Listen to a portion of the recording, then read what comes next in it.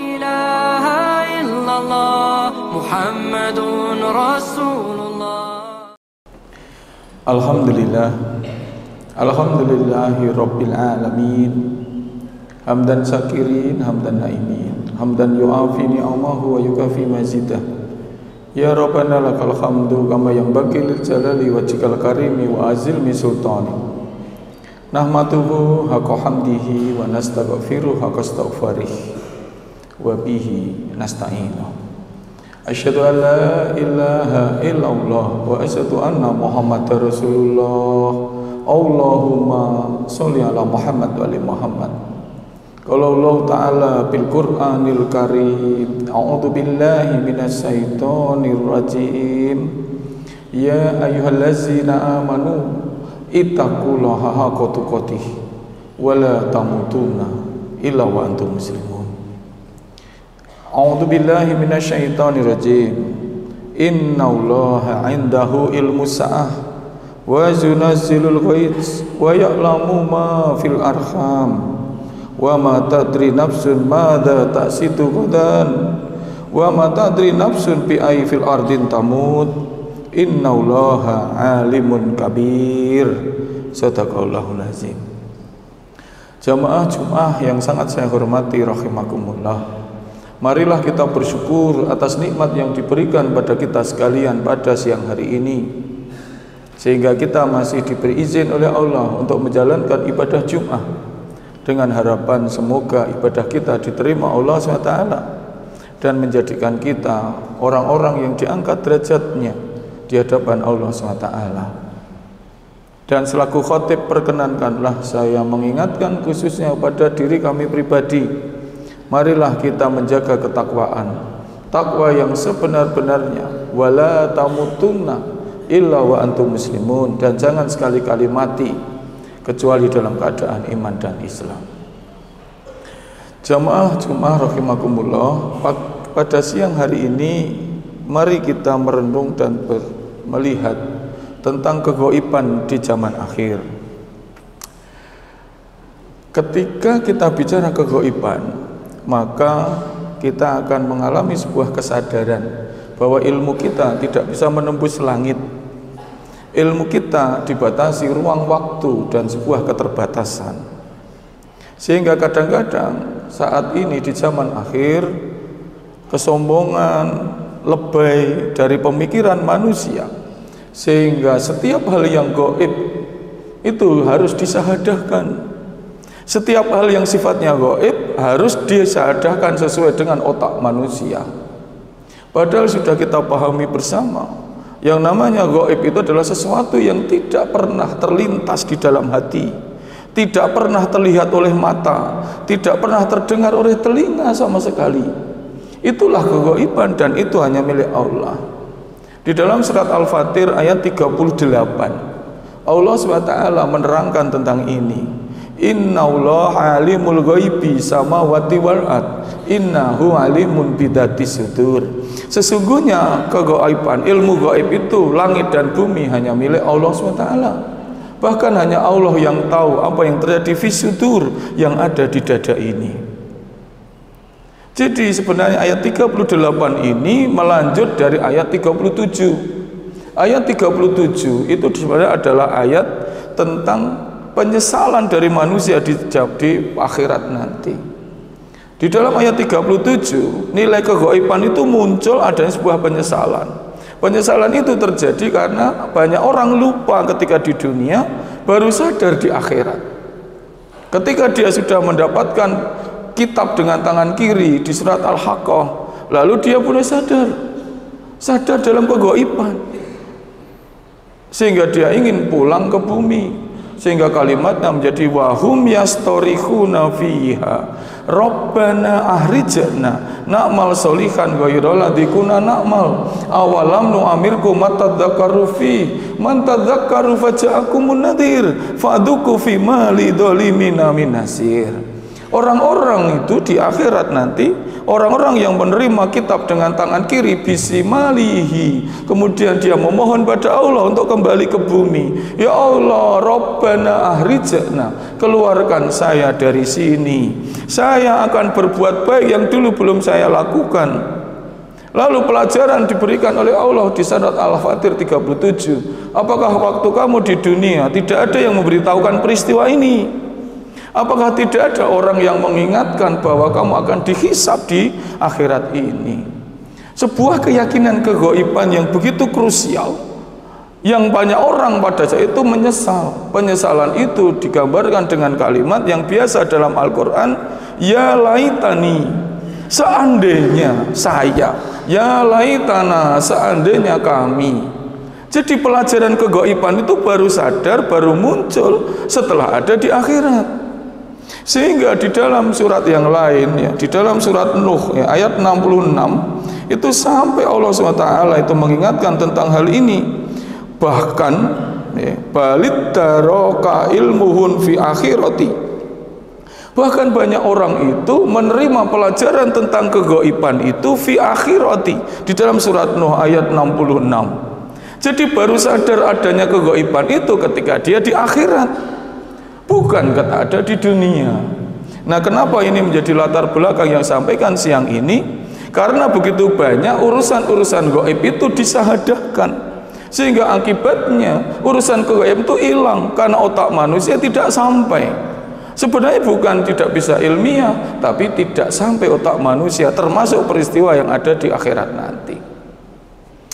Jamaah sekalian, yang sekarang terasa adalah bagaimana kegaiban tentang kehidupan akhirat itu digeser menjadi pertimbangan dunia dengan syahadah, dengan angka-angka empiris 1, 2, 3. Sampai kapanpun angka empiris 1, 2, 3 di dalam ke otak manusia tidak akan menembus kegaiban itu sendiri.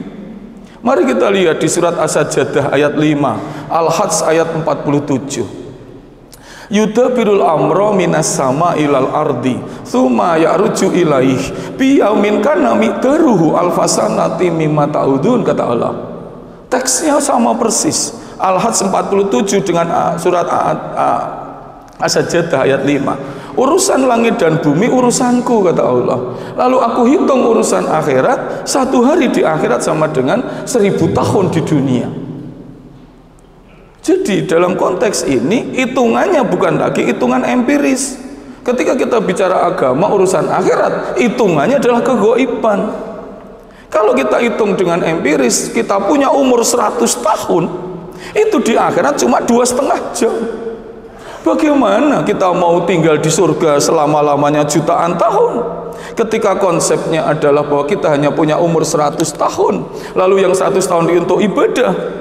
Kalau perhitungan adalah perhitungan dunia dengan angka 1, 2, manusia merasa bangga dengan ibadahnya dengan hitungan 1, 2, 3, 4. Allah memakai hitungan dunia bukan hitungan kegaiban, maka punya umur 100 tahun, surga kita hanya 2,5 jam.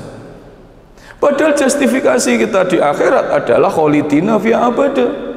Surat Al-Hijr ayat 15, kemudian surat Al-Hijr 45, surat Al-Hajj ayat 15, kemudian Al-Aqaf ayat 16, Al-Baqarah 25, Al-Fatir 32, 33, 34, 35, semua memastikan bahwa orang bertakwa itu tempatnya di surga, kemudian selama-lamanya. Sehingga kalimat selama-lamanya adalah kalimat kegaiban. Allah tidak pernah menyebutkan angka empiris untuk urusan akhirat. Bahkan untuk syarat masuk surga, ibadah kita tidak dihitung dengan angka empiris, tapi cukup Allah mengatakan fa'ama man thaqulat mawazinu fahuwa fi isati radiyah wa amma man khafat mawazinu fa ummuhu hawiyah. Orang yang kebaikannya lebih banyak dari dosanya ialah penghuni surga. Maka di Al-Aqaf 16 itu Allah tidak membuat definisi tentang angka. Siapa penduduk surga? Dijawab oleh Allah, ulaikal ladzina taqabbalu anhum ahsana amilu wa natajawayu an sayiatihim fi ashabil jannah wa atal siddiqil ladzi kanu yu'adun. Siapa penduduk surga itu? Penduduk surga adalah Orang yang diterima amal baiknya diampuni dosanya seperti orang-orang yang sebelumnya. Bahkan di ayat awalnya 16 Allah mengatakan ulaikal ladzina taqabbalu anhum. Orang yang menjalankan Al-Aqaf 15 adalah manajemen umur. Umur digunakan untuk apa saja, kemudian kebaikannya dipakai. Inilah, maka dari itu sampai Rasul mengatakan orang ibadah itu tidak boleh ujub. Orang yang ujub dalam ibadahnya tidak akan pernah mencium bau surga. Ujub itu pasti dihitung dengan angka-angka empiris. Sedekah sekian juta, sholat sekian rakaat, zikir sekian puluhan ribu. Tidak bisa, sehebat apapun ibadah kita, mau 100 tahun dipakai untuk ibadah sekalipun, kita hanya dapat 2,5 jam tanpa perhitungan kegaiban. Akhirnya kegaiban itu dicontohkan oleh Rasulullah kepada kita ketika Rasulullah mendoakan kita ketika beliau sedang sakaratul maut, ketika beliau di padang mahsyar, ketika beliau memohon pada Allah supaya kita masuk surga. Jadi jamaah sekalian yang saya hormati, mari tidak usah kita lebay setiap kegaiban diilmiahkan. Tidak usah kegaiban itu dibuat ilmiah. Itu semua kegaiban pasti ilmiah. Yang jadi masalah otak kita belum sampai pada saat titik keilmiahan itu. Ketika Isra Mi'raj dilakukan di tahun ke-10 kenabian Rasulullah, pada saat itu semua orang tidak pernah berpikir untuk kegaiban. Abu Jahal, Abu Lahab, Abu Sufyan berpikir tentang syahadah. Ketika Rasul dari Mekah sampai ke Masjidil Aqsa itu 3 bulan. Padahal Rasul mengatakan cuma 1 malam. Abu Jahal, Abu Lahab berpikir dengan syahadah. Orang mungkin jarak Mekah sampai Baitul Maqdis kok dalam waktu 1 malam, karena harus ditempuh dalam waktu 3 bulan. Karena apa? Abu Jahal selalu membuat mencoba ilmiah. Isra Mi'raj tidak dengan hati, tidak dengan keyakinan kegaiban, tapi dihitung dengan otak manusia pada zaman itu. Sehingga dia nggak percaya karena 3 bulan itu hanya dalam waktu 1 malam. Ternyata sekarang jarak Mekah Madinah hanya cukup 2 jam, tidak perlu 1 malam.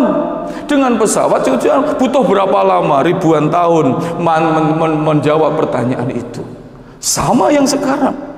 Mari kita nikmati kegaiban ini. Mari kita nikmati perubahan yang tanpa perlu kita paham ilmiahnya, supaya kita tidak menjadi semacam Bani Israel ketika disuruh menyembelih sapi.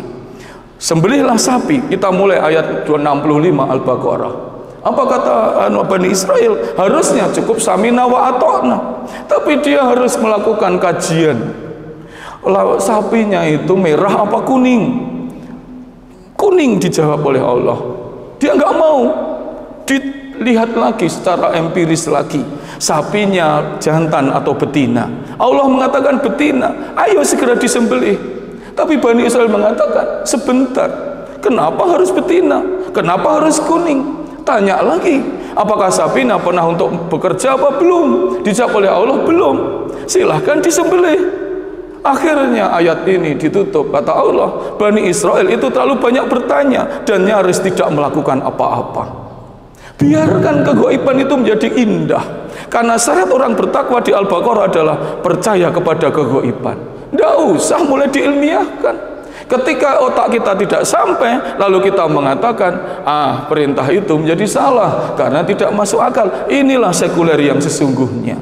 Ketika otak tidak sampai, lalu yang dipakai jalan adalah pola pikir. Sehingga di surat Nuh tadi 66, Allah sampai mengancam orang-orang seperti ini. Ilmu tentang kegaiban baru diperoleh di akhirat nanti. Ketika di dunia dia nggak akan pernah percaya kegaiban. Begitu melihat surga, begitu melihat neraka, begitu melihat dia di padang mahsyar, dia baru tahu, oh ini toh ilmu tentang kegaiban itu. Semoga kita yang hadir di sini menikmati kegaiban ini. Biarkan sholat kita menjadi hati tentram. Biarkan doa-doa kita membuat hati menjadi tentram. Biarkan kebaikan kita diganti dengan rezeki yang kadang-kadang la yahtasib bi junudihi lam tarauha. Biarkan kegaiban ini menjadi bagian dari khauf dan roja kita ketika beragama Islam ini. Jangan pusing dengan syahadahkan. Tidak perlu kita berpikir empiris, karena itu sangat berbahaya, bisa menggerus keimanan kita. Dan alih-alih kita tambah beriman, justru semakin menjauhi keghaiban yang diberikan Allah SWT. Semoga kita istiqomah dan rendah hati dengan keyakinan ini. Aqulu qouli hadza wa astaghfirullahal adzim wastaghfiruhu innahu huwal ghafurur rahim.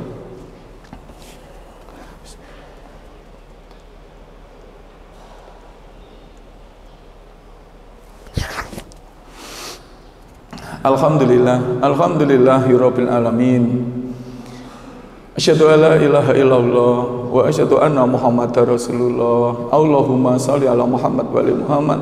Qala Allah Ta'ala fil Qur'anil Hakim. A'udzu billahi minasyaitonir rajim. Ya ayyuhallazina amanu ittaqullaha haqqa tuqatih wa la tamutunna illa wa antum muslimun.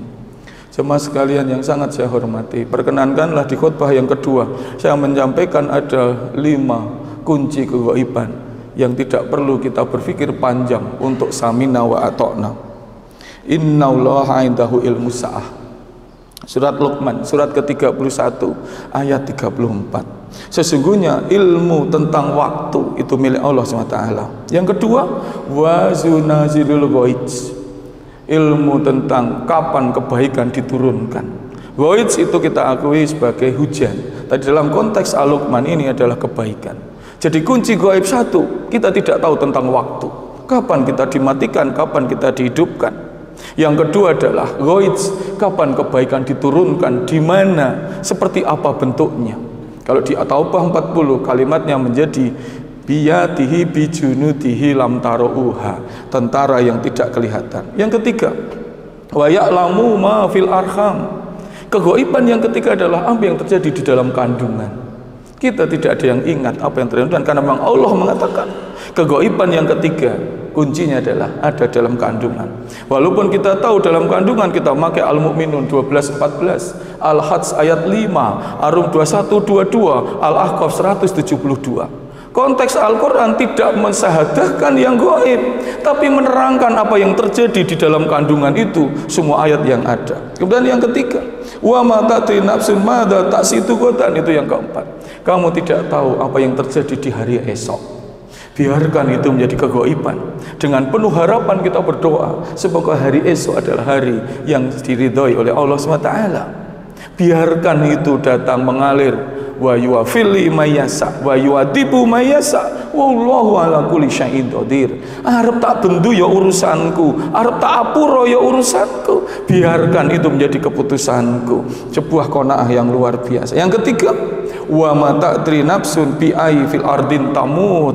Tidak tahu rahasia Allah di bumi mana kita dimatikan. Innallaha alimul kabir. Hanya Allah yang maha mengetahui dan maha besar untuk menentukan semua yang ada. Innallaha alimul ghaibi samawati wal ard. Apa yang ada di langit dan bumi itu adalah kegaiban, dan hanya Allah yang maha tahu. Dengan kerendahan hati kita, dengan tawaduk kita, biarkan hidup ini menjadi bagian dari keputusan Allah Subhanahu wa ta'ala, karena memang itulah yang akan membawa kita menjadi penduduk surga. Jadi penutup saya hari ini, tidak perlu kita belajar ilmu gaib harus nunggu di akhirat. Tidak perlu kita mengetahui ilmu gaib setelah kita di padang mahsyar. Tidak perlu kita menunggu ilmu gaib ketika kita ada di hisab di akhirat. Al-Quran sudah menerangkan itu. Biarkan itu menjadi keimanan dan keyakinan kita. Nikmati, kita syukuri. Ada sesuatu yang harus kita pertanggungjawabkan. Nikmati, syukuri. Ada sesuatu yang akan dibalas karena kebaikan kita. Sehingga nanti insya Allah kita akan berada di surga dan kita sadar, oh ini yang dulu diajarkan oleh Rasulullah sallallahu alaihi wasallam. Amin ya rabbal alamin. A'udzubillahi minasyaitonirrajim. Bismillahirrahmanirrahim. Alhamdulillahirabbil alamin. Allahumma shalli ala Muhammad wa ali Muhammad. Allahumma fir lil mu'minina wal mu'minat wal muslimina wal muslimat al ahya minhum wal amwat sami'un qarib mujibud da'wat ya khatiyal hajat. Rabbik fili wali walidayya warhamhuma kama rabbayana shighara. Rabbana la tuzigh qulubana ba'da idh hadaytana wa hab lana min ladunka rahmah innaka antal wahhab. Rabbi anzilni munzalan mubarakan wa anta khairum munzilin. Ya Allah, ya Rabbi, ya Rahman, ya Rahim, ya Ghaffar, ya Ghafur. Ampunilah dosa-dosa kami ya Allah, dosa-dosa kedua orang tua kami ya Allah, dosa-dosa keluarga kami, leluhur kami, keturunan kami ya Allah. Kami sadar kami sering berlebihan, kami begitu cinta dunia ya Allah. Ampuni kami, terima taubat kami ya Allah.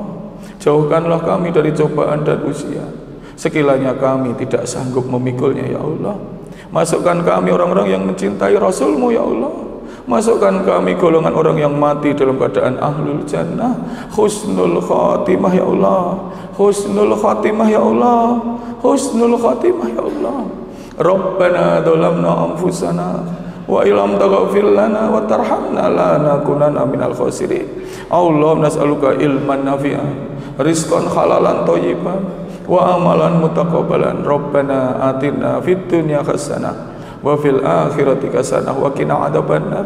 Subhana rabbika rabbil izzati amma yasifun wa salamun alal mursalin walhamdulillahi rabbil alamin. Aqimis shalah. La ilaha illallah Muhammadun Rasulullah.